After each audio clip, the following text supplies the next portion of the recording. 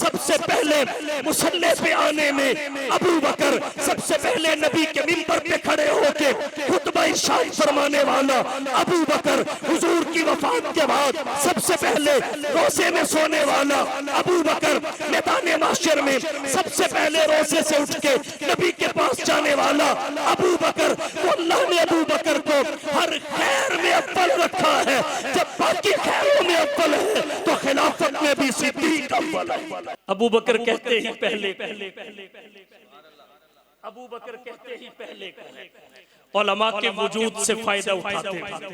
ایک بات عرض کرنا چاہوں گا، ہماری لغت کی کتابوں میں لکھا ہے، المنجد میں لکھا ہے با کاف را، یہ 3 حروف جب سمیہ باب سے آئے تو معنی پہل کرنا ہوتا ہے، معنی اولیت، پہل کہل، اور لغت کی کتابوں میں اس کی بہت ساری مثالیں لکھی ہوئی ہیں۔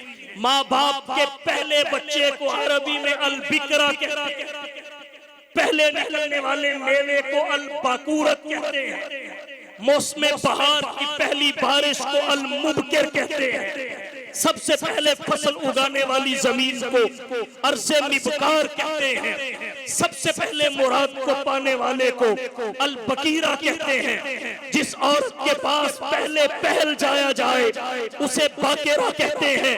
ہر ایک میں با کاف را ہے اور ابو بکر میں بھی با کاف را ہے۔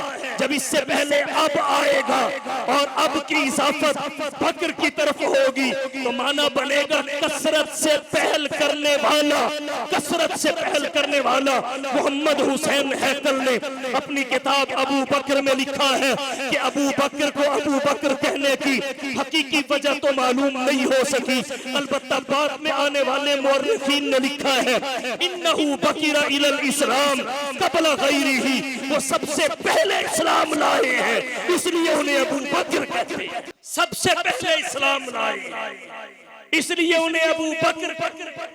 تو ابو بکر کا معنی ہر خیر میں پہل کرنے والا، ایمان لانے میں اول کون؟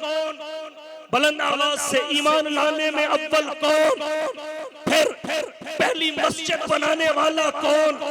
سب سے پہلے عوامی مجمع میں دعوت دینے والا کون؟